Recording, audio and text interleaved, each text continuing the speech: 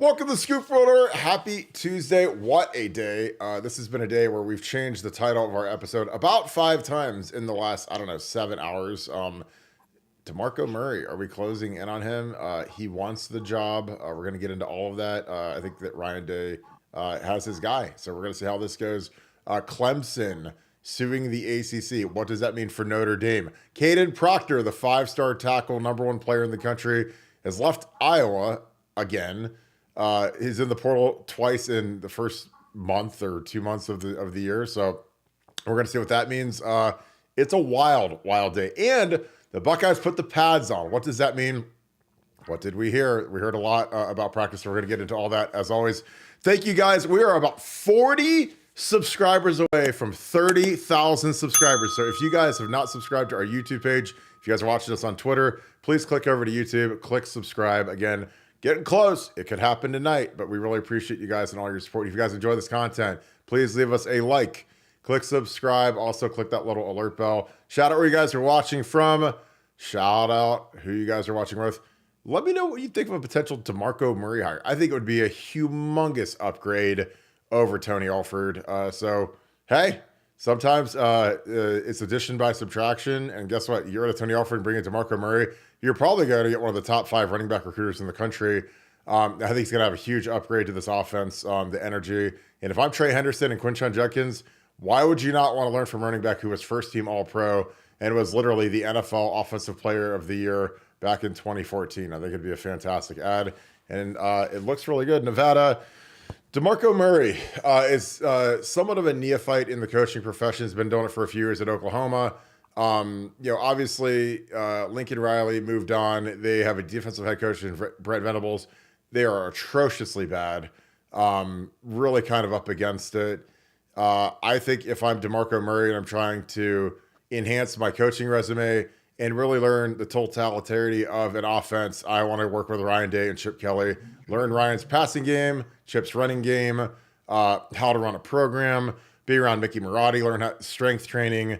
Because, when you want to be a head coach one day, you want to know what are the correct attributes to have in every high-level person in the organization. So you can learn from Mark Piantoni, Brian Hartline. What's a great receiver coach look like? What's a great strength coach look like? I think that DeMarco wants this job. He's made this very clear as of the last couple of hours. But your thoughts on DeMarco Murray potentially being the new running backs coach at Ohio State University? Yeah, talk to the helping technician who has got a great handle on things inside the Woody Hayes.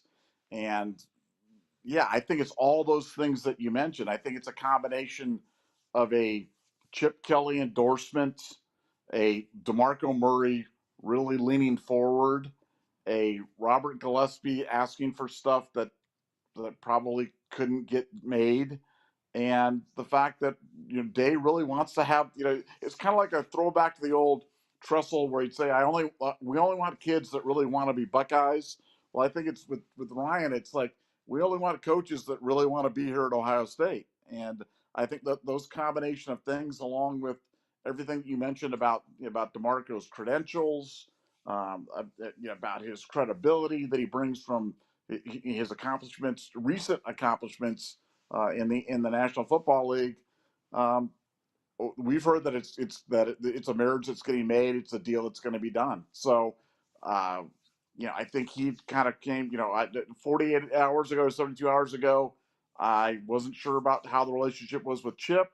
I wasn't sure, if there was any lingering bad blood or resentment, and that would stand in the way of getting like this done. I wasn't sure about where Gillespie was in terms of leaving Alabama, and I think that the situation has gotten clearer, and that certainly is all the word around the Woody Hayes right now, is that DeMarco Murray will be the next running backs coach at Ohio State. And that's pretty exciting as far as I'm concerned. That's pretty exciting news, because there's no question that just about anybody would be an upgrade over Alford. I've said that for years. He didn't hurt me. That isn't sour grapes. This isn't some sort of new revelation. I've been saying this for years. If you've been following Nevadabuck, you've been hearing this for a very long time. So I could not be more excited about the prospects of DeMarco Murray. Could something happen that derails this, some unreasonable, contractual demand, or something that knocks us off the road at the last minute? Sure, but we're hearing it's a done deal. We're hearing he's going to be the next running back coach, and I personally couldn't be more thrilled. Yeah, I think that this thing's going to happen fast because Ryan, he wants to move fast, but he wants to move correctly. Like that's the thing. It's not just let's get a guy in here for Thursday's practice. It's okay. What's the attributes? What's the fit? Is there a fit? And again, like God works in crazy ways, man. Because like we hired Chip Kelly, and DeMarco Murray was his first prize pupil of a free agency signing when he was in Philly. It was a very controversial move when he moved on from LaShawn McCoy. Brings in DeMarco. Didn't work out there. DeMarco, there was some rumblings about him, but then like a year or two later, he came out and said, "No, I really liked Chip. I thought he was great. He was a great players coach. He had a system that was a little different, but I mean, it was all flowers and roses." And like DeMarco was playing for the Titans. He had a nice bounce back year, his first year back in Tennessee. But like, I don't think he was playing the long game. I think that they asked him about Chip Kelly. So I think Chip went on after the DeMarco year to San Francisco, did not have a great year, got let go after 1 year. Ryan was there, and then Ryan obviously went on to Ohio State. But I think they asked DeMarco because DeMarco had a really good year when Chip didn't have a great year, and DeMarco was very complimentary, very hey, he's a great guy, great person. So I think that kind of squashed some of the media reports about potential whatever. Because this was like a year after all those reports came out where DeMarco, it seemed like he wasn't a fan of Chip Kelly, but DeMarco's wife is from Cincinnati.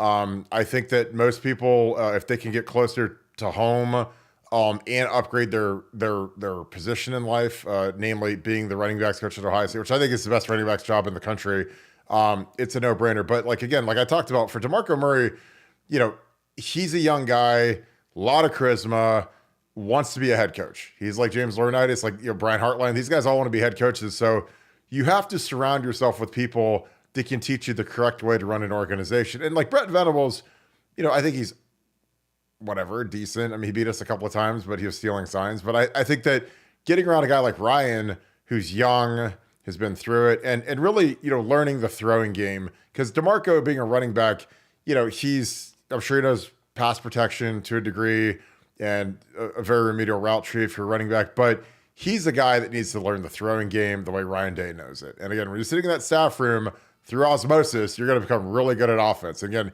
if you want to be a big-time head coach in college football or in the NFL, be an offensive guru. Be Sean McVay. Be part of Sean McVay's tree. Kyle Shanahan, Ryan Day. That's the meta now, is being Lincoln Riley. People want explosive offense, and DeMarco can come here and really develop. And plus, dude, you get Trey Henderson and Quinshon Judkins, James Peoples, Dallin Hayden. I mean, you get 4 superstar caliber running backs that are great kids, great people. I was talking to someone today, very close to the Woody Hayes, and he said that he loves Trey Henderson, and he's like, that's his guy. He's a bull.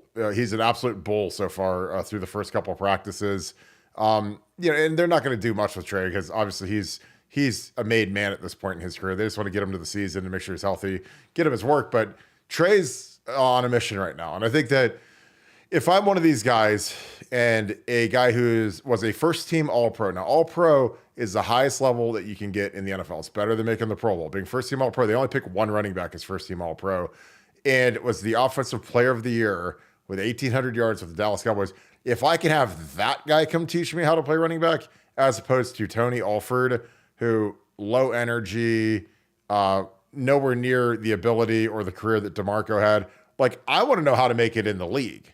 So if I'm Trey Henderson, I'm like glued to DeMarco Murray and saying, okay, what made you so good? Because DeMarco was a 3rd-round pick, and he ended up being a Pro Bowler and an All-Pro guy because he got in the right situation with that Cowboys line and just dominated. And he was really good. And then, after he left, they took Ezekiel. But I'm excited about this. I mean, if Ryan can get this done, I know that Ryan is working really hard right now to try to get this deal done.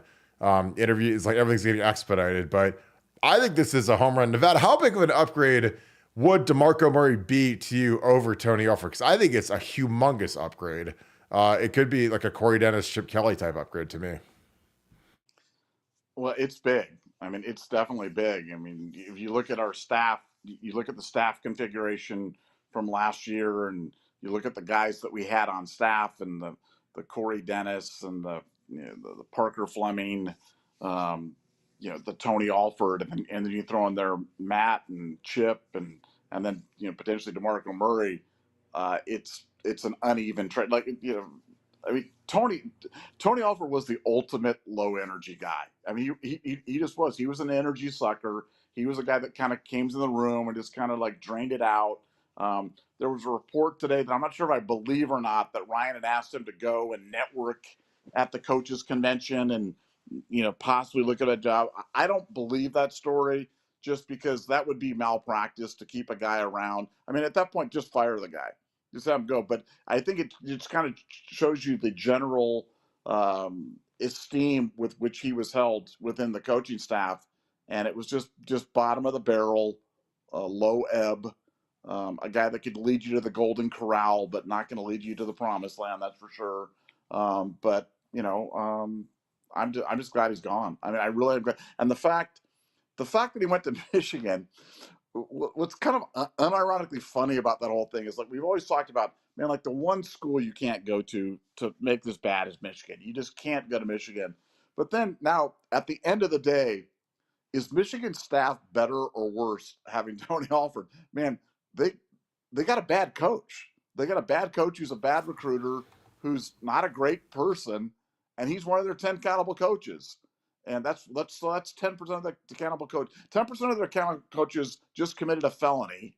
10% of their accountable coaches is Tony Alford. So that's 20% of their accountable coaches right there. So how formidable is Michigan going to be this year? Well, they definitely did not upgrade in this trade, and DeMarco Murray is an A++ hire. Compared to Tony Alford, you got to add another couple of pluses. And yeah, Ryan, get it done.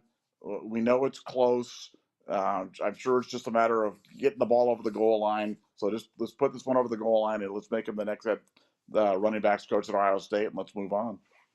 Yeah, I think it's interesting you say that, because I feel like losing Mike Hart and bringing in Tony Alford is a downgrade. I mean, you're losing a guy who's probably at least a better recruiter than Tony, and he's the all-time leading rusher. He's a Michigan guy, and you bring in Tony. But again, it's a sinking ship up there. And again, Mike Hart hasn't landed anywhere, so that's beyond strange. And if I told you I felt bad about Mike Hart, I'd be lying to you.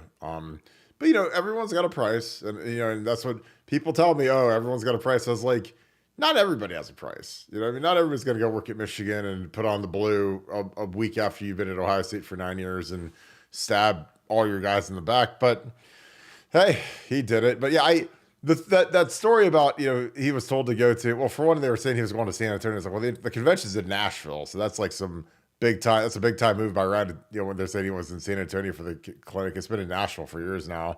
But I think that, there's been times like with Taver Johnson where he knew he wasn't getting retained, but he wasn't formally notified of it until after the convention, so that he could walk around at the convention in his Ohio State polo. I don't know if Corey Dennis did that. Corey, I mean, he was a coach through the convention. Obviously, his contract expired in February. I almost wonder if they structure some of the contracts that they're up in February, so if a guy is not getting retained, he can go give the illusion that he's being retained at the convention. Because again, like a lot of you guys know, and a lot of you ladies know, it's a lot easier to get a job when you already have a job. If you're out there on the streets and you ain't got no job, then people look at you like you got fleas or something. But if if you got a good job and life's good, then you're a lot more desirable for recruiters and the like. So if you're walking around the convention with an Ohio State polo on and you're the Ohio State running backs coach, like, I think that you're a lot more desirable than if you're a guy that got fired and then you got to go walk around in your street clothes. And again, maybe that's just me, but I'm right about that. And this kind of is what it is. It's just the whole the recognition that, wow, that guy's got a top 5 job, even though if he really doesn't. Nevada, Kadyn Proctor entered the portal. Very interesting. Again, anything to that? I mean, this is one of the weirdest ones. And again, people, when I tell people not to sweat 5-star guys, and everybody always says, "Oh, Kirk, what do you know? Oh, Kirk, we have to get all 5 stars." I'm like, well, if an offensive lineman is kind of a drama queen, he ain't really for me. And a lot of these guys end up flaming out. And this kid, he, like, again, I don't know what's going on with this kid, but this kid literally, he portaled from Bama to he portaled from Bama to Iowa and then back. It looks like he might be going back to Bama, but do you think there's any shot Ohio State reaches out to him given the propensity of our tackles right now? Because everyone's got their nervous Nellies about our tackle situation. I'm not. But, this kid's 6'8". I don't think he's really 6'8". He's probably 6'6", but he is 360. I mean, he's really fat. He's got to get some of that body fat off of him. But your thoughts on Kadyn Proctor and hitting the portal twice in like 2.5 months? Well, what I heard from the agent that's kind of handling this is that there's a couple of hurdles you got to understand to this, because the way the portal thing's set up right now, you can make the move, but I'm not so sure about making like another move after you've made the one move. So this is going to kind of test the portalness of the NCAA rules on portaling. So there's a dynamic there that you have to be aware of. Two, they're going to reach out to Ohio State and kind of nose around and see if they're interested. I don't know if that's to drive NIL. I don't know if that's just kind of clout chasing, but they're going to reach out and see if there's an interest. Don't know. I haven't got anything from Ohio State to indicate that they are or not. But that leads us to point 3, which is, how does Ohio State feel about their tackles? Ohio State feels good about their tackles right now. And I'm going to say the blasphemous thing, and I might get roasted, and that's fine. I'm not sure he's an upgrade over anything we have on our roster right now. I'm just not convinced of it. I know he was higher ranked. I know he was a 5-star. I know it will look good on paper. I'm just not sure in practicality if he's better, markedly better than guys that we already have on a roster. And I would include, Jimmy Simmons and Josh Fryer and Tigra and Luke and Zen and George. And, we have a lot of dudes in there that can play offensive tackle, and I'm not sure if he's an upgrade. So for all the reasons before, I don't see the match getting made, but they're going to reach out, and then we'll really know how Ohio State really feels, because this is all happening in real time. So we'll let you know as we hear more. Yeah, and I talked to a couple of really recognizable people that were at practice, and they said the line is much better. Like, they're more athletic, they're more cohesive, and I don't know if that's because they're older or because of Chip Kelly. I don't know what it is, but Jimmy Simmons is a freak. I mean, I've been told that multiple times since January, but it was reiterated. They're in pads today, so there ain't no hiding. I believe Luke Montgomery, unless it's separate, changed his number to 71 today, which is interesting. But it's going to be really interesting to see what these guys get going, because I think there's going to be some really interesting stuff. If they keep mixing these guys up. I think Josh Fryer is going to sit at right tackle, which is something that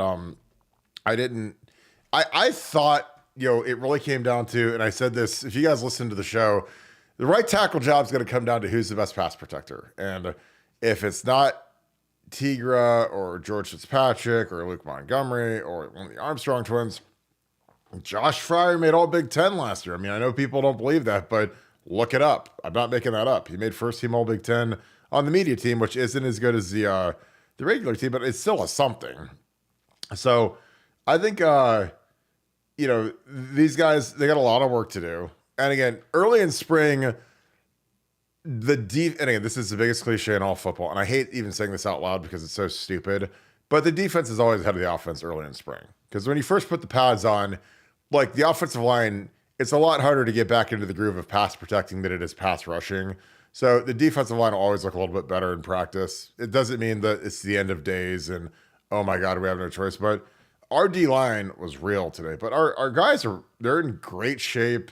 They're cohesive. And I'm just telling you, man, like Luke is going to be, I think Luke's going to do a good job if he wins that guard job. Excuse me, Josh is still 7. I don't know if there was a number change, because someone told me that did they switch around, but maybe they didn't. They might have just been screwing around in practice. Because sometimes those guys change their jerseys out.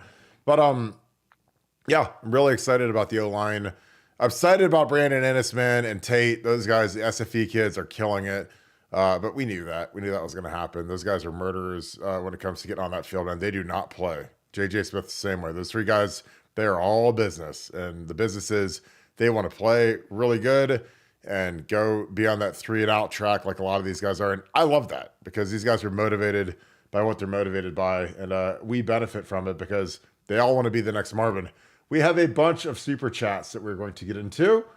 Shof Steel Workshop, my man, Scoop Ultra member, thanks for the deuce. If you guys have not subscribed to his Facebook page, and if you want the coolest gift ever, he makes knives. Here's a knife. He made me a knife. I use it to scratch my back. I'm not going to shave my head with it, but I do scratch my back with it. So Shof, I appreciate it.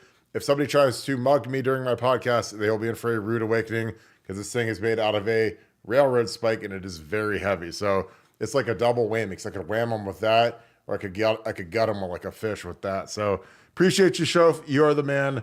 Shout out Hummus Hero for that amazing name. That is hilarious. We have such a fun, eclectic community. But support my man, Shof Steel Workshop on Facebook. He is building his streaming platform. Appreciate you. W Buckeye, thank you for the 10. I listened to the press briefing today. It's obvious that 80% of the press corps were trained at the Circle J truck stop. Anyone who has suggested Alford was a valuable recruiter is a moron. Nevada, your thoughts on that? Because the press conferences are so bad now that they're not even worth watching anymore. But your thoughts on it, because it's just, Ryan hates the media. I wish he would just come out to the podium one day and just say, you know what? I really hate all you guys, just so you know that, but I have to be here. Like, I wish you'd just go march on and say, I'm just here so I don't get fined by the Big Ten. But your thoughts on that? Yeah, I mean, look, it is what it is, guys. It's, the way that Ohio State runs the media right now is that they hold the credential over their head, and those guys, for them, that's like the golden ticket. That's like for them being Willy Wonka, being Augustus Gloop, and getting to go to the Chocolate River and drink all that stuff there at those OSU press conferences. I mean, it's literally like their sole entertainment, where they get to hang around other of their ilk. And it's like their annual trip to the Star Wars convention, and they get to see these guys once a week, and they all hang out and high five and ask questions and do the thing. So having that taken away from them, it would destroy their social life, and they can't imagine a fate more horrible than that. So they toe the line, and they ask softball questions, and they ask, "Hey Ryan, when's the last time you and your wife went on a date?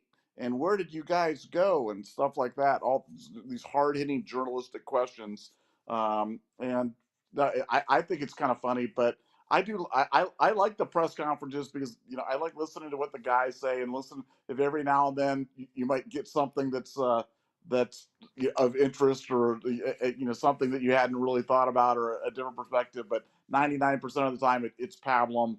But it is funny watching those guys just lap it up because they do love that. So I had to put Augustus Gloop on the screen for those of you guys that are familiar with the classic Willy Wonka. Not the new ones all suck, but the classic is a classic.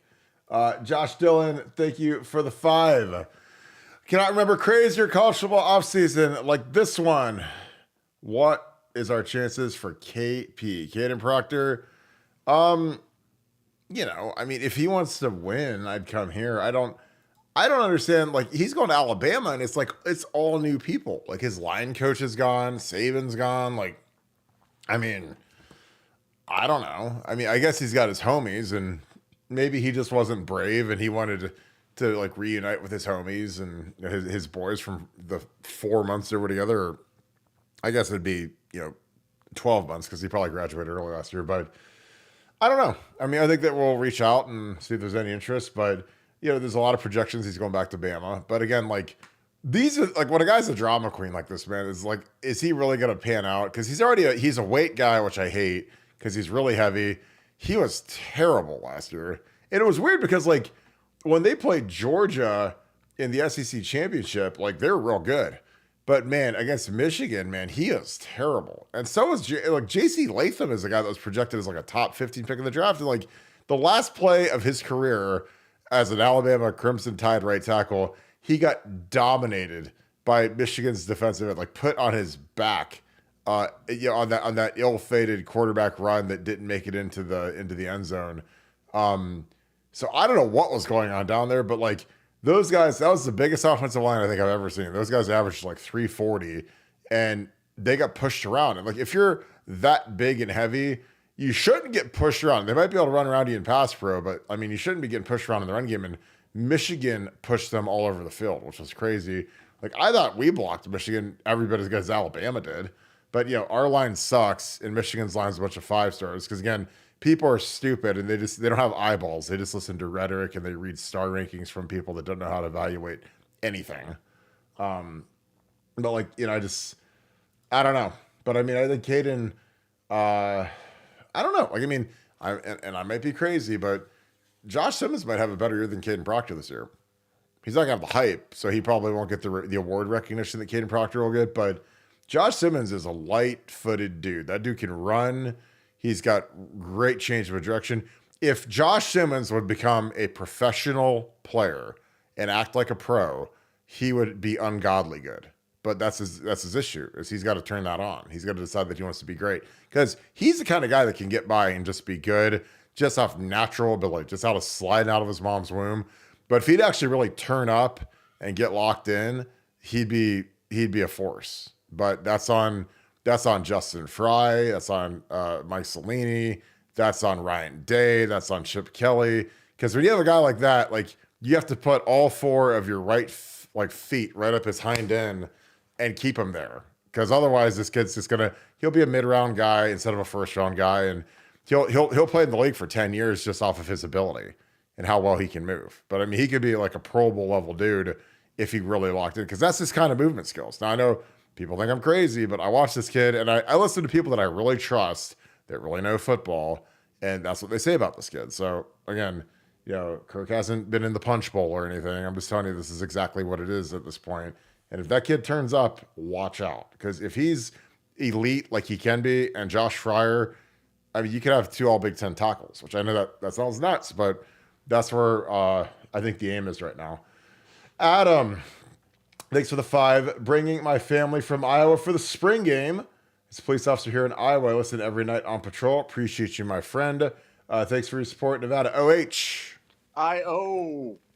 Well, Adam, I would love to personally invite you, and I've been inviting everybody basically every night, you to our tailgate party. We're going to have it at Buffalo Wild Wings on the corner of Lane and High Street, which is literally a 5-minute walk from the stadium. I'm going to be there. My wife Kim's going to be there. We have people coming in from all corners of the country for this thing, so I'm really excited about it. Getting texts and calls and emails, and we'll have room and food and beer and chicken wings for everybody. Mike Paul, who is one of our one of our first supporters, huge Buffalo Wild Wings supporter, is going to be there and open the restaurant up an hour early. And our goal is to make him we want him to have to cook food. He says, if we get slammed because we're going to be open an hour early, I'll go back and cook the food myself. And I was like, well, my goal is for everybody to order so much food that you have to go back there and cook. Because he's our guy. He's been on Buckeye Scoop since day one. And he's a big figurehead at Buffalo Wild Wings corporate. And he believed in us. So we want this to be an awesome event. So appreciate you, Mike. And also appreciate you, Adam. So you guys, again, April 13th, 9 to 11:30. It's going to be awesome. I can't wait to see you guys. And if you buy some gear from our gear drop, you might get a beer, because I'm going to steal Nevadabuck's credit card. I can't wait for it. Love it. Right? Let's do it. Not Let's to do it. No, but like, it'll be fun. Like, I mean, we'll take care of it. And again, we just don't want everybody to have a good time and have a big turnout. And I think it'll be fun for everybody to meet. So it'll be cool when all of a sudden, like, everybody gets together. It's like, hey, I know you I'm on the show with you every night. I'm this guy. So that's always fun and entertaining, especially if you have a name like The Mountain. Because if this is really The Mountain, well, I'm your Huckleberry because I'm the Hound. The Hound's my favorite guy, and he tackled and killed the Mountain at the end of the thing. But I love the Mountain from Game of Thrones. Thank you for the 5. In Ryan Day's press briefing, he said that the running backs will be part of the hiring process. As a former player, have you ever seen that before? Well, that was probably, I mean, part of it as in, like, hey, what do you think of DeMarco Murray? But it's not going to be like Trey Henderson's not going to be in there with like the little, put his little reader glasses on and little interview thing. And, well, DeMarco, it says here that you were the player of the year for the Cowboys in the NFL in 2014. Tell me about what brought upon your, I mean, it's not going to be like that. I mean, I think that, Trey being with the room being veteran, with Trey especially, I think Ryan wants to do right by Trey.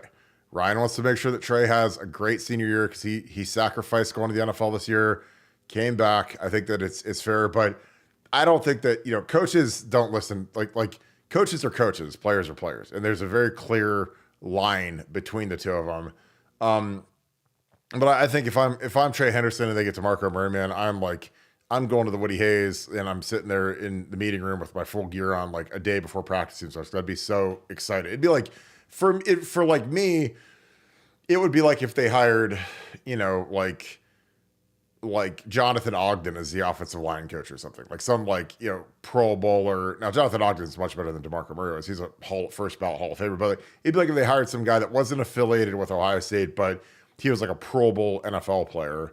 Like I'd be stoked to learn everything I possibly could from that guy. And I think that that's what is going to come from DeMarco. And again, I like bringing in a guy like DeMarco because he has some familiarity because he was in Chip Kelly's system, not as a coach, but as a player. So he kind of gets some of Chip's mannerisms and also like you got to remember he was also with Ryan Day because Ryan Day was he was the quarterback's coach. So you got Chip Kelly there as head coach of the Eagles.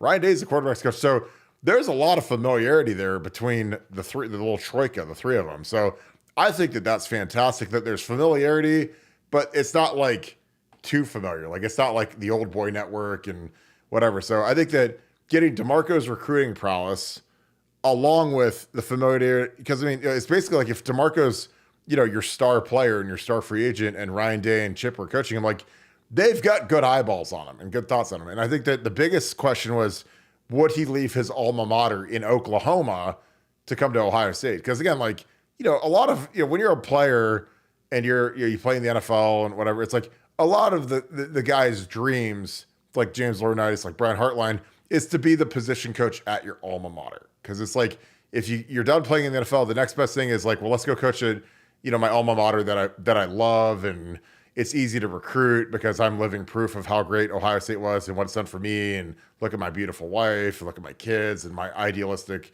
livelihood. Like that's a super easy deal for Brian Hartline and James Laurinaitis because they literally, it's not like they're trying to sell UCLA or Michigan or the Florida Gators because they don't know anything about that culture. But those guys, like James Laurinaitis, like created the Ohio State culture. So, to get DeMarco out of Oklahoma, that's like one of those things. But that domino's already fallen. Like DeMarco wants to come to Ohio State because I think he sees OU as a sinking ship. And plus, he's a smart guy, man. He sees that offense is the meta for becoming the next great head coach. And if you're a running backs coach, man, you better learn that throwing game and you better be really good at it. And there's nobody better in the entire universe right now at the throw game than Ryan Day. So I would walk to Columbus from Norman, Oklahoma. I said that last night. I'd say it again tonight. But your thoughts, Nevada. In the press briefing, Ryan Day said that the running backs will be a part of the hiring process as a former player or even an owner in your case. Have you ever seen that before? It's a classic sales technique where you kind of let your customers feel vested in the decision-making process. And, we're going to let you help us make the decision. And, are they really helping to make the decision? No, it's not like, if those guys going, we don't really like them, Dave's going to ninja mind meld them and make them like who they like, but they'll feel good about it. And for me, I think this was pointed squarely at Peoples. I think more so than anybody, more so than Trey, more so than Quinshawn, more so than Dallin. I think this was pointed at Peoples to get him to try to get him on this thing, but they don't want him to leave. They don't want him to transfer out. They don't want him to portal out.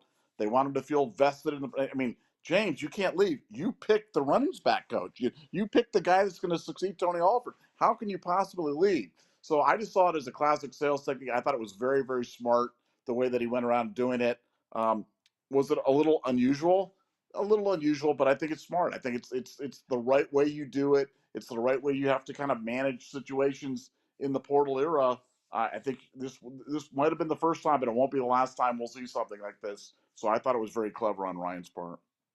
Yeah, and again, it's like that could happen in like pro sports maybe, but college, the players start transiting. I mean, they're here from 3 to 5 years maximum. Now that all the COVID stuff's gone, so if you run like a pro sports team, especially like a smaller roster size like the NBA or the NHL or something, and you've got like a 25-year-old Sidney Crosby or something, like or Connor McDavid, I could see you having him involved in the coaching search a little bit, especially if he's got a long-term contract. But I think that you nailed it. This is kind of like a token gesture to make the players feel like, oh, we've got a voice, and kind of like the classic. But Ryan's got to make this higher. I mean, and so does Ryan in coordination with Chip Kelly. I mean, they're the guys that are making the deal. All right, D Sonny, my man, who brings the best questions. I mean, there's you always slaughter it with this stuff. Thank you for the 5. If you were a talented GA that did not have a famous name, what would the idea progression to become a head coach as far as years at each stop? That was a great question. Um, you know, I think it really depends on where you're at and who you're with. I think that it's funny. I was talking to you about this today, Nevada. It's like, if you're a guy who wasn't an NFL guy, you're not James Laurinaitis, you're not DeMarco Murray, you're not some guy that, has to learn kind of the ins and outs of coaching the game and that type of thing. I think that, ideally 2 to 3 years per stop. But it's more about selecting where you go based upon who could launch off into becoming the next like great star head coach. And again, I say that because I worked in a room. If you look at that room I worked in 2012, it's almost hilarious how much talent was in that room, because you had Mike Vrabel, who was the NFL coach of the year with the Titans. You had Luke Fickell, who's the head coach at Wisconsin. You had Tom Herman, who's the head coach at Texas. Now he's at Florida Atlantic. Stan Drayton is the head coach at Temple. Obviously, Zach Smith, he and I run, with Nevada and Chris, like two of the best podcasts that there are. You've got Tim Hinton is still there as a high school coordinator, liaison. Everett Withers went on to James Madison in Texas State, so he's a head coach. So I think he's at Temple now. And he was at FAU, and he was with the New York Giants. Like, Everett's been all over the place, but he was a head coach. Basically, everybody in that room blasted off to become a head coach. Kerry Combs, went to the Titans, came back as a coordinator. So those guys all moved along. But you want to be a guy that's in the right room with the right guy that could get the right job. So if I would have stayed in coaching, and again, I have no idea if Herm would have taken me, if I'd have had any desire, if I'd have gotten better, whatever. But, that's the kind of guy you want to be around. Because, when he goes and gets that mid-level job at like Houston, he took Drew Maringer. Drew Maringer was the offensive GA that was with me at Ohio State. And now he's the tight ends coach at Oregon. So, Drew, he went there. Then he went to Rutgers for years, the offensive coordinator. He was like a 25-year-old offensive coordinator in the Big Ten, which is impressive. Then he went to Texas for a couple years. And then he went to FAU, and then he's at Oregon now. So it's like, if you're at the right spot with the right guy, like Shane Bowen is another guy that was a GA with me. He went with with Mike Vrabel to the Titans and ended up being the defensive coordinator like the last 3 years for the Titans as a pretty young guy. He's my age. And now he's the defensive coordinator for the New York Giants. So, you want to, I don't know if putting an idealistic term on it is the right deal. I think it's more about who are you working with? What's your potential progression inside the organization? Because like Keenan Bailey was like an intern at Notre Dame. He came with Tony Alford over here, stuck around as an intern. Then he was a GA. Then he was a QC. Then he was assistant to the head coach. But Ryan Day loves him some Keenan Bailey, and Keenan is now the tight ends coach. So if the right guy in the organization loves you, then you might not have to leave at all. But normally, like Justin Fry is the guy that went with Steve Adazio to Temple and was the offensive line coach as a relatively young coach. He might have been like 26, 27 years old. And Adazio was an O-line guy that got a job. So that was a perfect jump off spot for Justin to start his career. Then they went to Boston College together. And then Justin went to UCLA on the advice of Urban Meyer to go work with Chip Kelly. So, and now they're at Ohio State together. So sometimes like it just depends on if you get with the right crew. And like the old Tressel staff, which was a great staff and good people and everything, but like those coordinators were there for Jim Bowman was there for 11 years, never even thought to leave. Jim Haycock was there for 6 or 7 years as a coordinator, never thought to leave.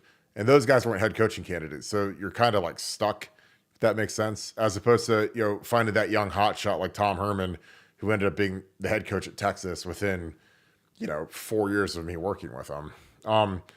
Your thoughts on that, Nevada? Because I'd like to get your take on it, just because you've been around organizations and you've cultivated a lot of young talent from your roles within running teams.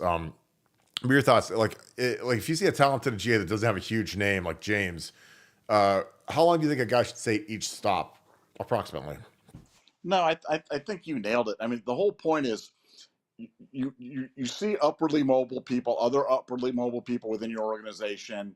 You kind of approach them about, because remember, when they go on and they move on and they get that big job and they get that head coaching job somewhere, now their biggest thing is they want to surround themselves with 9 other people or more that are going to be completely loyal to them, that understand what they're about.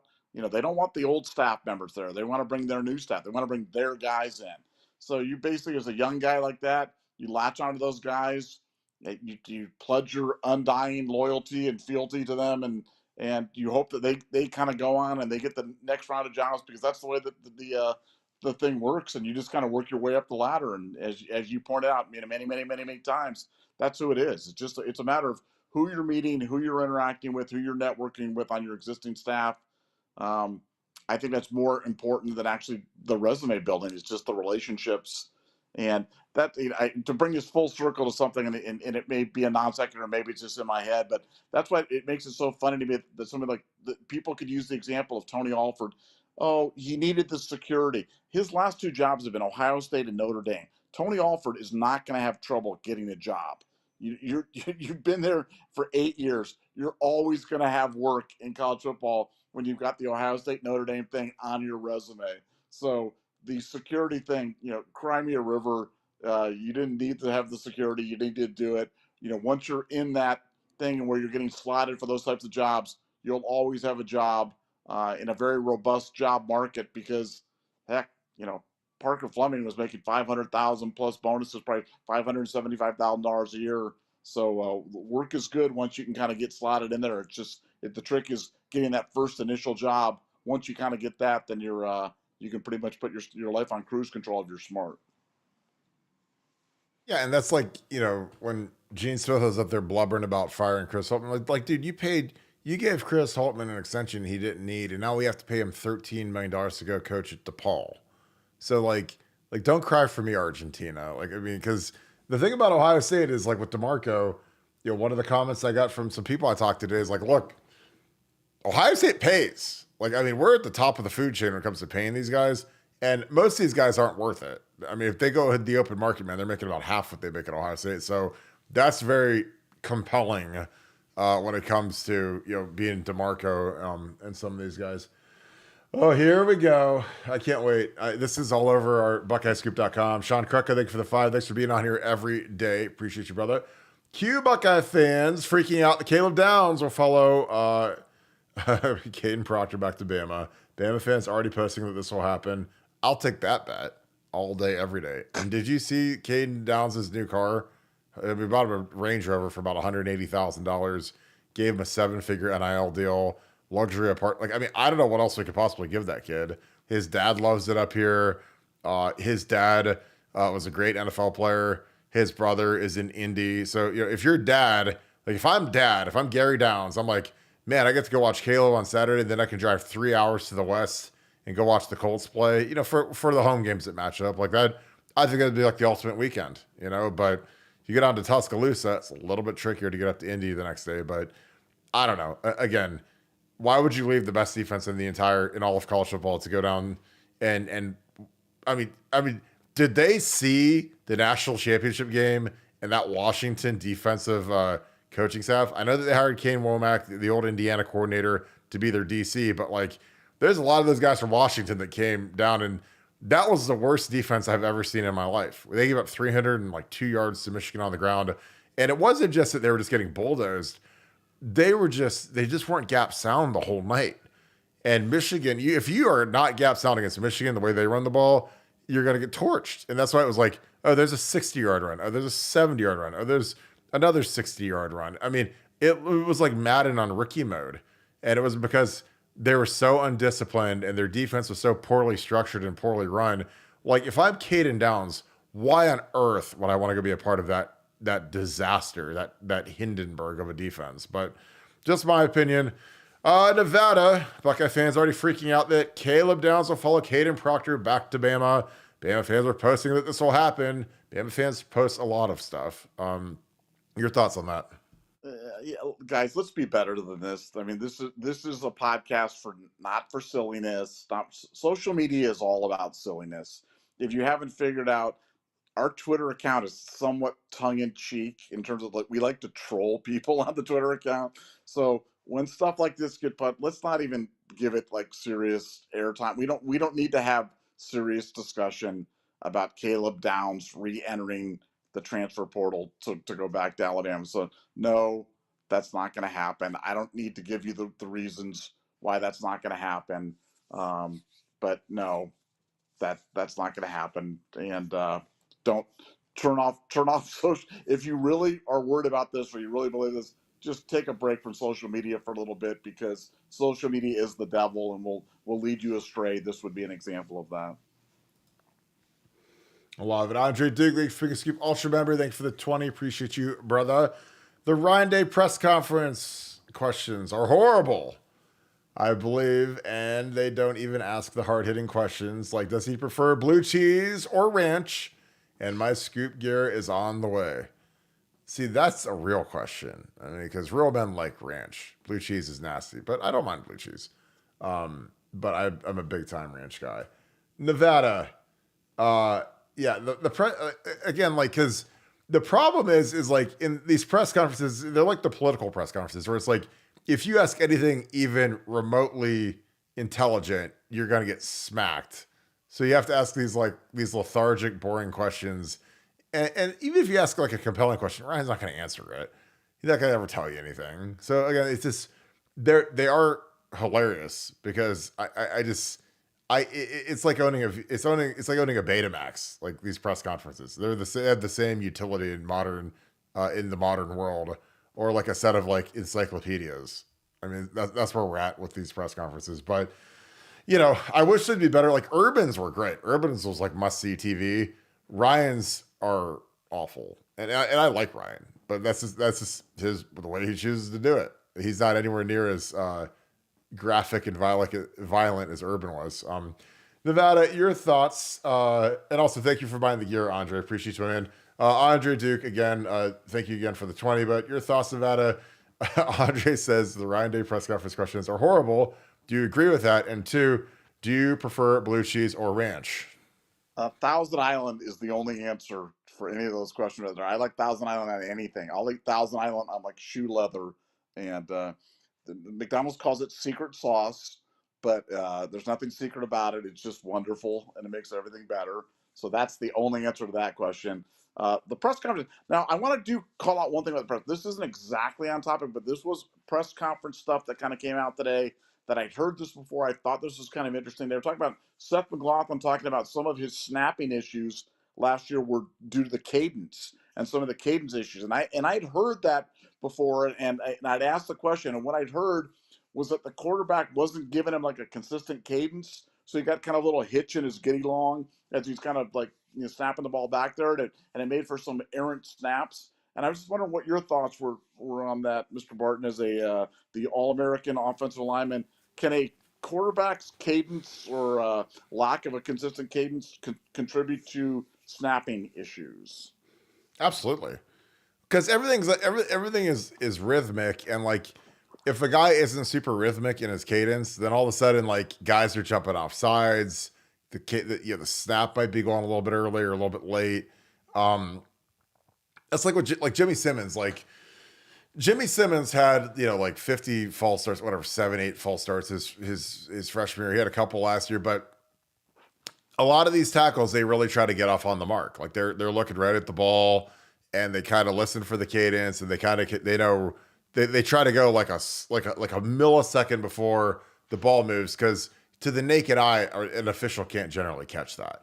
So you'll see it in the NFL. You see these guys that get off either right before the ball's moved or whatever, and they don't get called for full starts because it's such a split second that, like, again, until they have like AI calling penalties, like it's not going to get called. But if a quarterback isn't rhythmic and he changes his cadence or he's just inconsistent, it can wreak havoc on an offensive line. especially a center. And again, like I don't know that quarterback, and I don't know who was coaching him, but that's like a really big deal. And like another thing is something that I want to work on this spring is we have to change our cadences some instead of going on one every single time because that is so impossibly stupid. But we did it the entire bowl game, and a lot of it was because we played Matt Jones. Like Matt Jones, nice kid, was in over his head at center.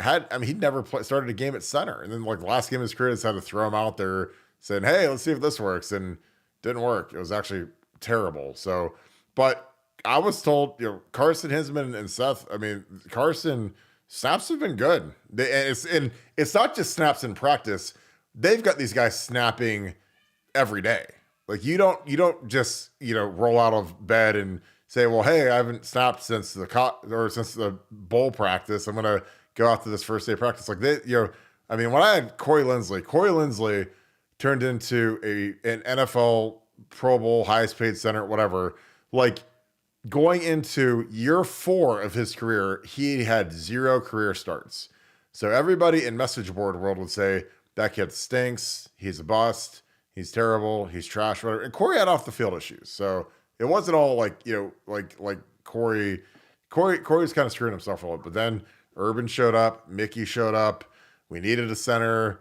I worked with Corey incessantly on snapping because he would airmail snaps like crazy. And I'm talking throw it 20 feet over a guy's head. And you can't do that. But we get it. So his snaps were consistent enough to start as a rookie for Aaron Rodgers, who's the most demanding quarterback maybe ever in terms of where he wants his snaps at. And he did great. And he had a huge NFL career, just retired.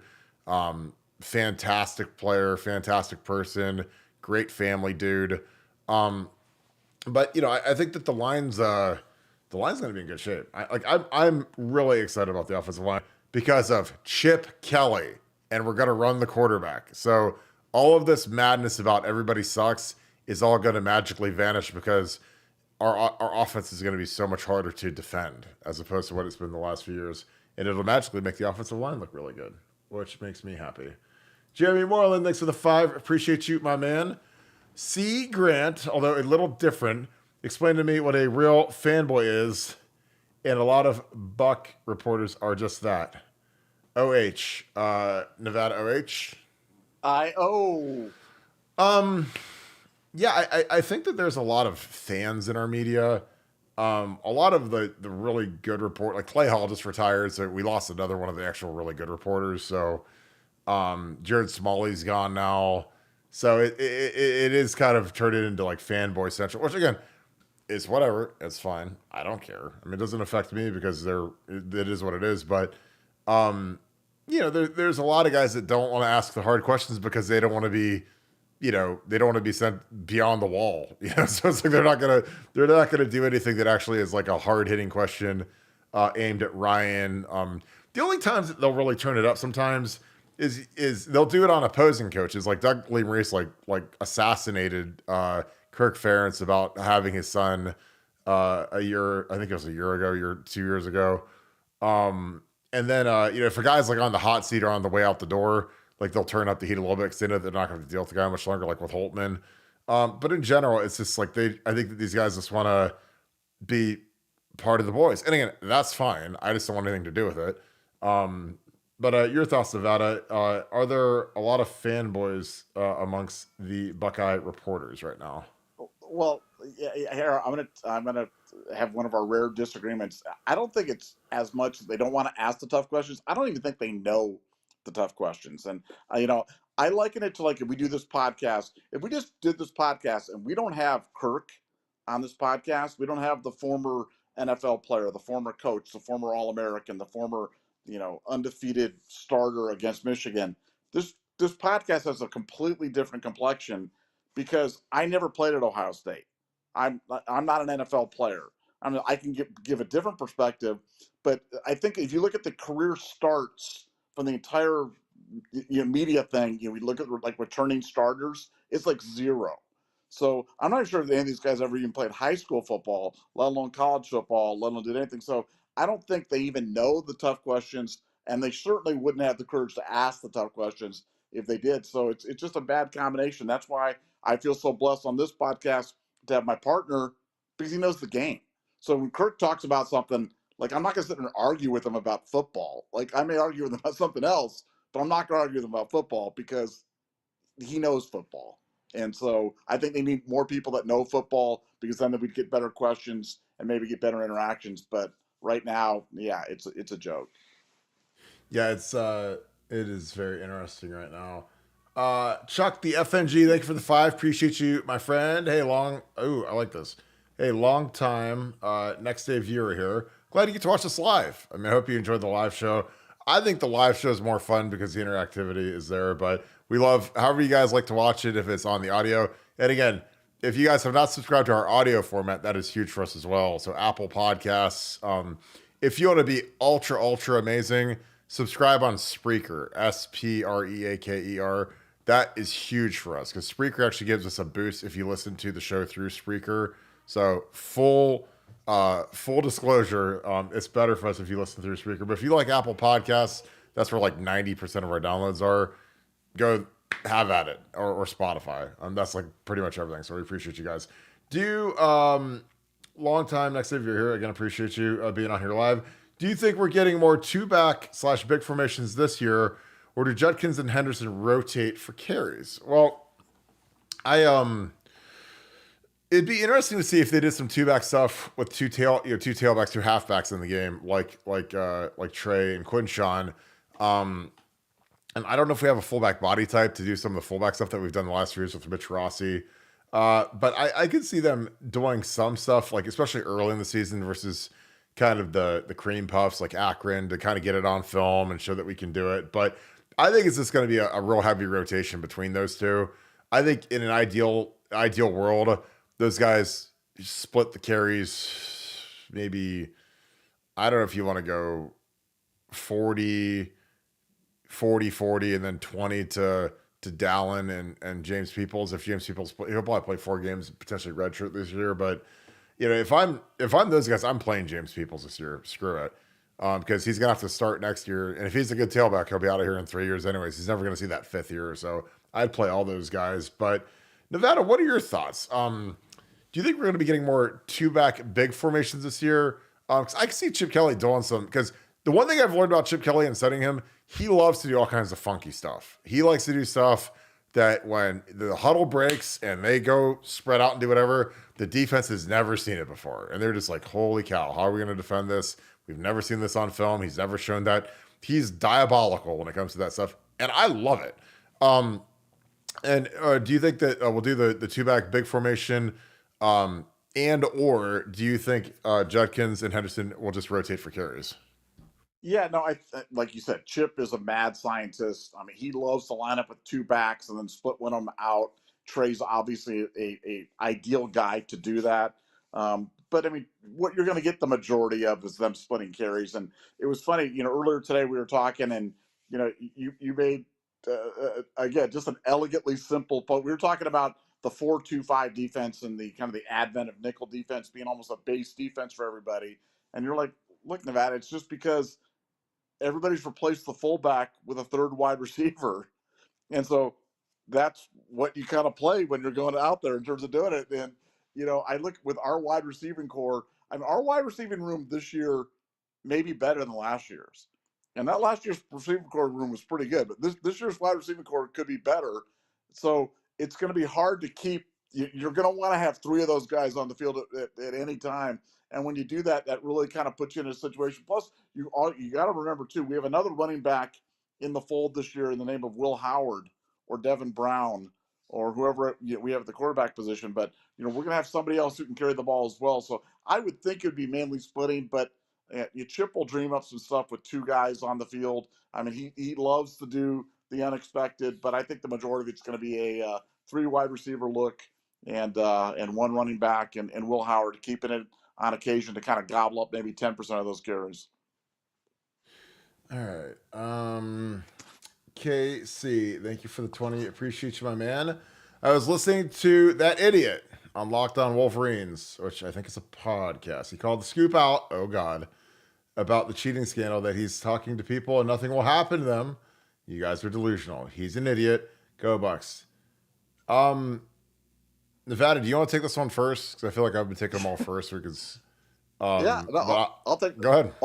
Look, in these situations, all you have to do when somebody says something like this, whether you're listening to them, whether you're interacting with them, whatever, just say, I know a guy named Nevadabuck that's willing to bet you that what you're saying is untrue. So you can go back on Wolverine Weenie Roast or whatever the heck it is and go, Nevadabuck is your huckleberry, and you're saying nothing will happen. He is willing to wager you real money that what you're saying is wrong. And let me tell you what the magical response is going to be. You're going to get. It's going to be the sound of silence you're going to get from Michigan fans, because Michigan fans like to talk a lot. They love to hear the sound of their own voices. But when they actually get confronted with the reality of, hey, let's put some money on this. You're so confident. Let's put some money on it. Then they all turtle. They're all cowards. They all turtle. And the Michigan Weenie Roast podcast will be over for the day, and they'll be gone. But yeah, let them know Nevadabuck is their huckleberry, and I'm here. I'm easy to get a hold of, and we'll put some money up on that. Nevadabuck is going to also watch Tombstone after this and drink a strawberry Oreo milkshake just to remind himself of the Huckleberry. Because that is one of the great movies of all time.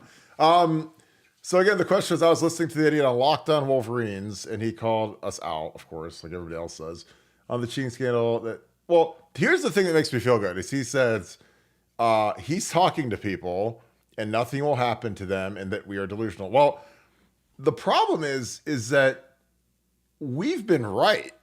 And the Michigan beat, which is the worst beat I've ever seen in my life, has been wrong about everything. Jim Harbaugh is flying back to Ann Arbor to sign an extension. Nevadabuck said in December, hey, go load up every betting app you can that he's going to the LA Chargers. And guess what happened? We were right.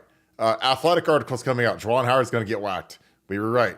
The Regents want Ward Manuel gone, so they're going to weaponize the media and not Lock On Wolverines or Wolverine Weenie Roast or all these little like rinky-dink sites.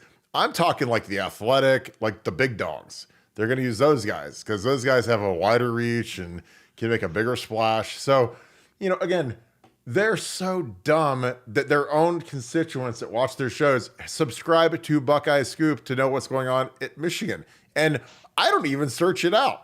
We just have really good contacts. And they just have to say, hey, this is going to happen at Michigan. Just thought you'd want to know. It's not like I want to start a Michigan site, but we just have better sources than they do. I mean, their sources are awful. And again, people like to drop us, like name drop us and say whatever about us because they're clout chasing. Like we don't talk about them. I don't even know they exist, but they love us. They love to talk about some Buckeye Scoop, which that's fine. We don't care. Because their beat is trash. They're awful at their jobs. And I can't believe that any of them are still employed after the run that they've been on over the last 4 months because they're just that bad. Like, I mean, if I ran those sites, I'd fire all those guys. I'd be like, guys, you got to go work the sour cream gun at Taco Bell or something, man, because you ain't no good at this insider work. This is real work over here now. We put in that work. But I'm glad that they tune in though. Make sure that when they respond, make sure they hit like on the video and make sure that they subscribe too. Like is that thumbs up. That helps us. Yeah. So, yes. Oh, I got my dog coming in. Where my dog at with the Cujo? What is up, Devin? My man, Ohio 7715, Scoop Ultra, and he's got the wrench. He is one of the Wrench brothers, along with our boy Tora. The crew is getting back together again. I know you've been tired, my man. I appreciate you being back on here. Devin, aka Ohio 7715, thanks for being an Ultra member. Thanks for the 100. You are the man. What's up, fellas? Great to be a Buckeye. Totally agree. What's up, family in the chat? Best Sam chatting on it. Here's the thing. Give flowers to Devin and to Akeem, a.k.a. Treasure the Torah, and my old lady, Kim, who's on there with the wrench. She's got like a squalling baby under her arm, and she's moderating on the other arm like this, and kids screaming, but she's still blasting fools that are saying bad words in our chat. So give credit to our moderators because our chat is incredible because of what they do, along with what you guys bring to it. So it's awesome. Ohio State has enough momentum to carry us through the 2025 Natty. I love this. Can't wait for the season to start. 2024, 2025 Natty Lot. If you're a Buckeye, respond. Nevada OH. I-O. Devin, you're the best, man. I'm glad you had a good weekend with your homegirl. Glad you're back. I know you're retired. Nevada, anything to say to Devin and Cujo, who is kind of becoming our official mascot here on Buckeye Scoop? Cujo, the wild raccoon. No, I want to bring Cujo over to the Michigan Weenie Roast podcast or something like that. Have Cujo attack all those Michigan, because I think like a raccoon versus one of those Michigan weenies. I'm betting on Cujo. I got Cujo at -250 in that matchup right there. So go Cujo, go Wrench Brothers. Thanks to all of our mods, man. It's a thankless job, but it's one that we thank you for every night, and we appreciate you. You know what'll happen? It'll be just like the bet. You'll say, hey, we want to bring Cujo to fight when you're little Wolverines. And they'll say, it'll be silenced, just like the bet when you say you're my Huckleberry. Oh, they can't fight a Wolverine because they're endangered, because they're softies. It'd be a shame because Cujo'd rip him to shreds. I'd love it. Nicholas Lemo, thank you, or Lemo, if I say that right. Hopefully one of the two ways is right. Appreciate you, my man. Thank you for the 5. It would be fun for the Buckeyes to have a non-conference rival. Why don't they? And who would you want to pick a fight with? Virginia, Kentucky, or a Texas school? Ooh, that. Well, if I get to pick the rivalry, who would you pick, Nevada? Because if I had to pick the rivalry, I think that Ohio State should become humongous rivals with none other than UNLV. I think that'd be the greatest home and home every other year. That'd be at Allegiant Stadium with Boom Boom and Nevadabuck. That would be fantastic. But seriously, I think like Texas would be a great rival. Just because I love like our fans. The coolest part about being a player, the worst part about being a player is you can't go out and kick it on Friday night. But I know our fans were kicking it on Friday night when we played them in Austin in 06. Like our fans had a blast down there. I mean, they were drunk as can be, eating Tex-Mex. They were just like, this is way better than going to Iowa, way better than going to West Lafayette and all these other armpits that you have to go to in the Big Ten. You go down to Austin, man. That's good stuff, man. That's tall cotton right there, man. You're partying good and having a good time. I'd say Texas or the Miami Hurricanes, because then we can go to South Beach and that'd be a blast. Your thoughts, Nevada? If you had to pick a non-conference rival, who would you pick and why? Well, look, for the good ones, for the serious ones, obviously the Notre Dames. We've added Oregon, we've added Washington, we've added USC, we've added UCLA.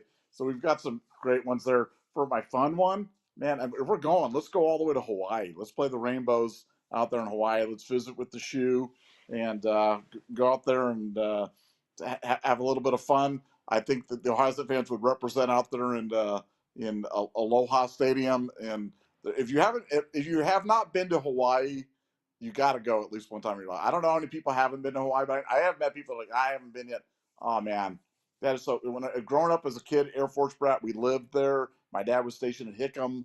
I went to Pearl Harbor Kai Elementary School, and still have fond memories. I love everything about the Aloha lifestyle. So mahalo to my Hawaii friends, and I think we should. That should be our rival. Let's go Bows. Yeah, Hawaii is gorgeous. I mean, most beautiful part of the country. I mean, it counts. It's not continuous, but it is. Especially in November, man. It's fun out there because like I think it's like a 7-hour time difference. So it might be, maybe it's 5. I don't know what it is, but I remember like I was watching the Ohio State Michigan game out there in 15. And it kicked off at 6 or 7 a.m., man. But I was up and I was with it. I was like, I tried to stay on East Coast time for it. David Crow, thanks for being a Scoop Ultra member. Thanks for the 20. Appreciate you, my friend. Curious to see how they're going to split carries between Trey Henderson and Quinshon Judkins. Do you think we'll have 2,000-yard rushes this year? I would bet that's the goal for sure. That's never happened before at Ohio State. Nevada OH. I would think that that's the goal. The hard part is Ryan gets a little chuck at Charlie-ish, and we don't really throw it, or we don't run it as much as we should. But I think, if you have Chip Kelly with Trey Henderson and Quinshon Judkins all mixed together, that's as good as it gets for me. I mean, again, every day I wake up, I want to pinch myself and just think about what this running game is going to look like with Chip Kelly and his dynamic running game with this level of running back. Because again, 2 years ago, led the nation in rushing with UCLA. And when they had Zach Carbonet or whatever, the guy that went to the Seahawks, the former Michigan guy, and they had DTR, Dorian Thompson-Robinson. And those guys are good, but they're not Quinshon and Trey. I mean, that's a different world now. And Will Howard's every bit as good as DTR. So I think it's going to be really good. And I'm excited to see what you do. And I'm not going to discount Devin Brown because Devin's been throwing it. I mean, Devin had another good day today. So, again, he's not going away, just slinking away. So I think I'm really excited to see what they do. What do you think, Nevada? Do you think we have 2,000-yard rushes this year? Because I would bet a decent amount that is the goal, even more so than Trey or one of them winning the Doak Walker. I just think that kind of went out the window when they decided to coexist and kind of be a tandem, like dual starters. Because I think that's really cool, like especially at running back where, I think that the fresher you can be, the better. It's harder to do that at offensive line just because I think you need more feel for the game when you're playing on the O-line. But running back, they could be rolling in and out of during the drive and staying fresh. But your thoughts on that, Nevada? Well, one, it absolutely is the objective, and barring injury, knock on wood, which you hate even talking about, but short of that happening, it's absolutely a deadlock certainty to happen, which would be really exciting to kind of see. But just think about our rotations in the past, and I don't want to get too far down the rabbit hole on this, but in times before, we'd have Master Teague vulturing carries from Trey Sermon or something like that. Now, when you have Quinshon Judkins as your other running back taking on Trey, it's going to be crazy. I mean, it's absolutely going to be crazy. And with Chip Kelly, Chip Kelly is the running back guy. If you've ever wanted, you're like, oh man, Ohio State needs to get back to running the football, controlling the clock, grinding those guys out in bad weather and doing. Chip's your guy. Chip is he is the running back guru, and I can't wait to see what he cooks up with these guys. And the fact that when you're going for your number one punch and you go to your number two and your number two is every bit as good as your number one, that is just going to be devastating to game plan against. And I can't wait to see it. It's going to be so much fun. Yeah, I totally agree. I think it's going to be special. And I played with Pittman and Beanie in the backfield together, and I think that this pairs better. And I love Pittman and Beanie, two great players. Obviously, one was a third-round pick, one was a first-round pick, but I think these two guys combined will have a higher average draft position than those guys do, barring injury, of course. If something like that happens, knock on wood, but I'm excited to see these two. Donald Karen Rosbeck, thanks for being an Ultra member. I got your note about the jersey. I'll send you my address. You can send it over. I will get it signed up for you. Really excited about that. Thanks for the 5. Appreciate you, my man. Massive. We love using massive because we like to troll everybody because they make fun of it. So that's our new word. So we appreciate it. Thank you to all the veterans, military members, and first responders. Nevada OH. I-O. Signed up a couple more today. Really proud of the gear drop. A couple of our items have American flags stitched on the side, so that's what I'll be rocking at the deal. I'm going to be rocking our new Scoop hoodie that probably displays the American flag. That's going to be awesome. But the Pay It Forward has been absolutely incredible. Our gear drop net proceeds are going to Pay It Forward. So we've signed up dozens, at least hundreds of people to Pay It Forward, which has been awesome. And we, it makes our message board really active, robust, fun, great people, and it's all because of you guys. So thank you for supporting that fund. It's been incredible because I get to know a lot of these guys, and they're just great people. There's signed up a couple people from the Columbus PD recently. Got to know them. I gave them my numbers, called them, thanked them. So it was really cool. So again, I appreciate you guys supporting them because it's just like a neat way to say thank you to people that make our lives go every day, make our society go every day. So appreciate you guys taking care of our folks. Beach Buck, thank you for the 5. Scum's choke punt in 2015 was this. Yeah, this is a great one. Was their punt in 2015 versus Michigan State the biggest end of game choke? Mixed feelings since it cost us a chance at the championship since Michigan State went with a loss versus Nebraska. That has to be. I mean, I've never seen anything like that. That was the punt block. The kid freaked out. Michigan State ran it back into the end zone with no time left. Like all the kid had to do is get the ball off and just kick it out of bounds. And he didn't. And Michigan State ran it back. And I've never seen anything like that in football. And only Michigan can screw that up. But that was amazing. And I used to root for Michigan State pretty hardcore because a bunch of the Ohio State coaches that I played for were up there, so I was very happy for them. But Nevada, your thought was the punt in 2015, Michigan State, Michigan. Is that the biggest choke you've seen at the end of a game? Yeah, I mean, there have been some big ones.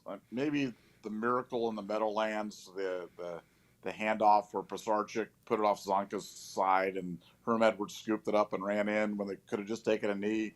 Maybe that one kind of edges it out, but no, it's definitely on the pantheon of great chokes. And the fact that it happened to Michigan, um, even though ultimately it ended up costing us, uh, I don't know. It might have been worth it because it just watching them all cry and seeing little memes of them being unhappy.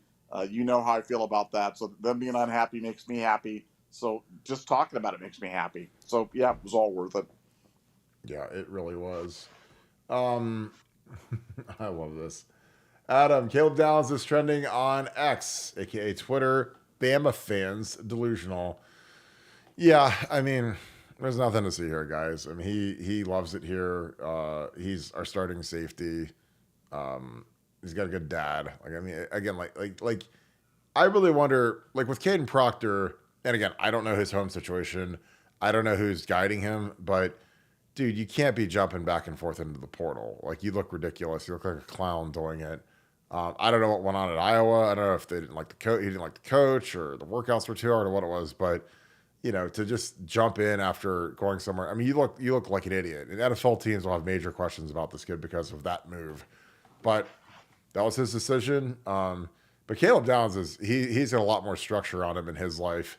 And I just think he's a lot more mature than Kadyn Proctor is. He seems like he's a grown man, and he's been dominant at practice so far. So I'm really excited to see what he's going to do this fall.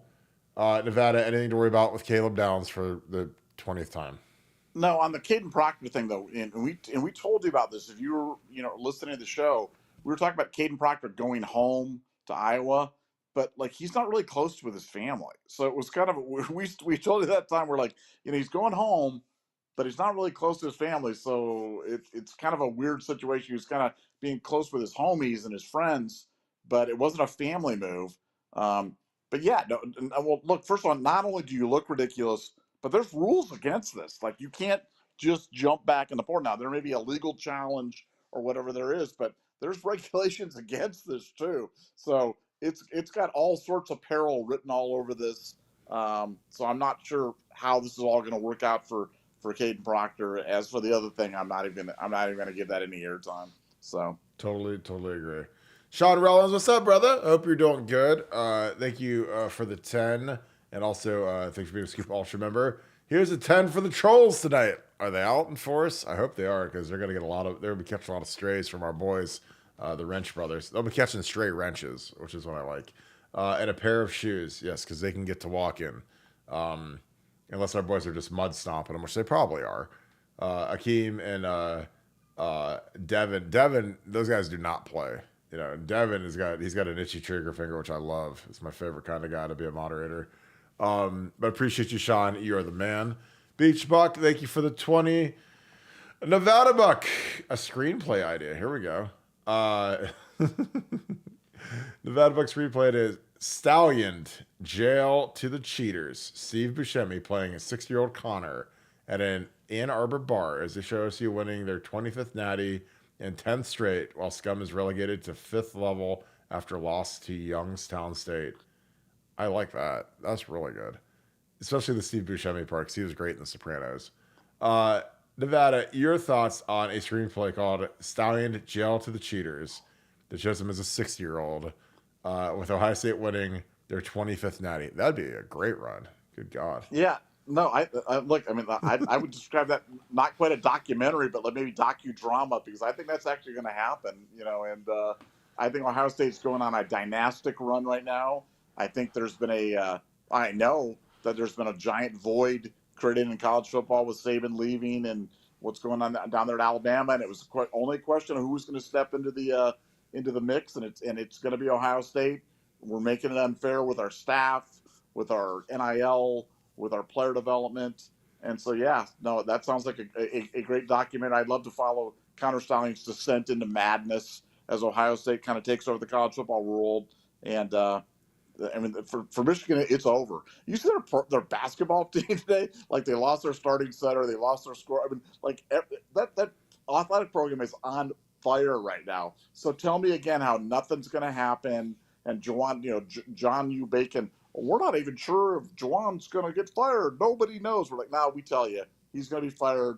The program's going up in flames. Everybody's going to leave, and it's going to be ashes. But yeah, no, love it. Docudrama. I'll produce that. Let's go. Do you yeah, the thing that I was worried about Michigan is like, Hunter Dickinson left like in the middle of the night and went to Kansas, and like he's a guy that had a good run there, and he's spent 2-3 years. I don't know I think he's a senior this year, but like when he just up and left, I'm like something stinks up there because he's like a preseason All-American. And he just up and left, like Michigan. In Michigan, a couple years ago, Juwan Howard's the National Coach of the Year, Big Ten Coach of the Year. So something was eroding and festering from the inside, and he saw it. And he got out while the getting was good, went to Kansas, made a boatload of money, and he's playing for Kansas now. When a star player leaves a program that seemingly looks like it's decent, it really raises your eyebrows as to like what could really be going on in there. Nevada, there was some expansion stuff today. Do you want to hit on that tonight, or do you want to save that for tomorrow? Well, let's save that for tomorrow, man. There's like so much good stuff here with Kadyn Proctor and with the Ohio State team, and with DeMarco Murray, the imminent arrival of DeMarco Murray to the running back room, and the end of the Alford experiment at running back. See if you can hire somebody completely incompetent and keep him in there for 8 years and see if the running back room can stay on the rails. I guess it did stay on the rails, but ding dong, the witch is dead, and now we're on to better days. I mean, how bad? I mean, we used to always talk about his rotations, and it was almost like a joke.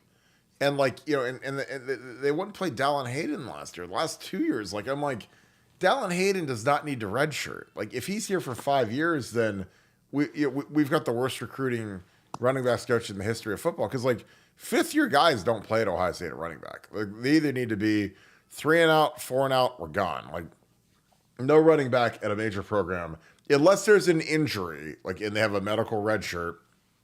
It should ever be playing a significant role in year 5. Like you got to be up and gone. Like I mean, ideally at running back, you're taking the freak shows that are 3 and out, like Ezekiel Elliott, J.K. Dobbins. J.K. I mean was fantastic his last year. I mean he's probably just small. I mean he gets hurt a lot, and he's not a great pass protector because he is small. But Ezekiel was a monster. Beanie was a monster. If Reese wouldn't have left after that first year, he'd have been 3 and out. Those are the kind of guys you better be getting. So. I don't know. I'm excited to see DeMarco get after it. I think it's going to be really good for the program. But look, put aside the rotations, okay? Let's put aside the rotations and let's pretend all the rotations were great and everything did it. We had a recruiting class without a running back in it. I now maybe that's happened, and maybe it just escaped. I'm sure people can scour through the past recruiting classes, but that's not typical. And it's certainly not typical when you need a running back in the class to finish a class without a running back in the class. And for me, that was just like, what in the world is going on here in that room? What is going on with that coach? Not that I already didn't have mountains of questions based upon the Master Teague over Trey Sermon. Like that was so absurd that at the time I remember I'd get on the board and I'd be like, guys, I'm just telling you, Trey Sermon's really, really good. And Nevada, you lied. Master Teague's getting all the carries. He's the starter. And I'm like, I don't have an explanation. I can't explain what is the unexplainable. But if Trey gets his chance, man, watch out. He's gonna kill it. And he sets the single when he set the single game rushing record, and that wasn't in some meaningless game either. That was the Big Ten championship game against North that we needed to win. And he busts it for like the biggest game in the history of Ohio State football on the ground. I mean, and then he follows it up with like another 250 or whatever it was against Clemson. So like I said, I really don't have any words, but a recruiting class without a running back in it was that was odd. That was very, very odd. Yeah, I mean, that was just impossibly bad. I mean, again, I've followed recruiting since I was getting recruited, literally 20 years, and like I've never seen anything close to that, you know. But again, like, and sure, Mark Fletcher took a bag of cash from Miami, but like, you better know that could happen. We all knew that. We I knew know, that was happening. I know. You and I knew that. We're idiots. We're idiots on the radio, and we knew that. How does this guy not know it? I mean, come on. It'll be an upgrade. I'm excited about it. Well, final thoughts, Nevada. We could wrap this show up. This is a good one. Second half of the basketball game. It is 61-60 Cornell with 11 to go. Any final thoughts, Nevada? We are closing in on 30,000 subscribers. We might be there right now. I'm not even sure where we're at. You want to do a live check real quick? Live check? Yeah, we got to be within a few. So if you have not subscribed to the channel, subscribe to the channel. If you're on listening to us on Twitter, switch over to YouTube, subscribe to the channel, and get 30,000. For you guys who've been listening, you guys followed us when we were at 10 and 15 and 20. 25 was the famous Horsehead show. Now we're at 30, and we're going to close on 50, which Kirk's going to do the whole entire show on a moo-moo. So, I think it could be tonight, it could be tomorrow, but thank you guys so much. So subscribe to the channel, hit like if you're on your way out, if you've already subscribed, and if you had a chance, the gear drop is done on Friday. So if you need some gear and you want a free beer, then buy some gear while it's still here at repthescoop.com, and we appreciate you. And we are 34 away right now, sitting at 34 away. So it is getting close. I'm going to dig the QR code up real quick and throw that up on the screen. So here is the QR code as we wrap this show up. If you guys are watching on your TV or on your iPad, you pull your phone out, scan this code, or you can type in rep, R-E-P, the T-H-E, scoop, SCOOP.com. And I also post a link on Twitter, if you guys are X, whatever you guys want to call it. And Facebook. So if you guys haven't followed our Facebook group, do that too, because our Facebook group is actually going gangbusters right now. So, but that's our QR code for our store. So point your phone at it, click the little button that pops up, and you'll go right to our store, and you can check out the gear. We added a polo, and we also added a T-shirt. Very fresh stuff. I think you guys are gonna love it. So very excited about that, and I can't wait to rock it. We designed it. It's really good stuff. It's Nike stuff. So same stuff that the Buckeyes wear, we're going to wear. So, I appreciate you guys. So we can wrap this thing up. Thank you guys so much for kicking with us. As always, if you guys enjoy this content, a like is huge for growing the channel. So please click the like button on your way out. If you guys have not hit subscribe yet, we're getting close to 30,000. So we appreciate you guys that are subscribing and helping drive the growth of this channel. Send it to your friends, family, anyone that supports Ohio State or college football. Because we're getting a ton of people that are national college football fans that like the show. So appreciate you guys. Again, we try to keep it fun, lively, and somewhat educational. We talk like the inside scoop and nuance to what goes on in a football program and what is happening inside the Woody Haze. So we appreciate you guys as usual and as always. If you guys like the live shows, click the alert bell and you'll get an alert when we go live, and you'll never miss a live show. So if you like to interact with the crew, do that, and you'll be ready to rock about 7 o'clock every night. And we're really excited to keep these things going every night. As always, thank you so much. Shout out who you guys are watching the show with. Shout out where you guys are watching the show from. And also, what are your plans for the spring game? Are you guys coming to the spring game? Who do you want to see in the spring game? And are you going to come to the Buckeye Scoop tailgate party at Buffalo Wild Wings? It'll be from 9 a.m. to 11:30 a.m. the day of the spring game. Lane and High Street. Buffalo Wild Wings right on campus. It'll be a blast. So if you guys are walking around, stop in and meet the crew. We'll have a good time, and I promise you it'll be an absolute blast. So as always, thank you so much, Buckeye Nation, and thank you, Scoop family. We're going to talk to you guys tomorrow night, 7 o'clock. Can't wait to see you guys again tomorrow. Go Bucks.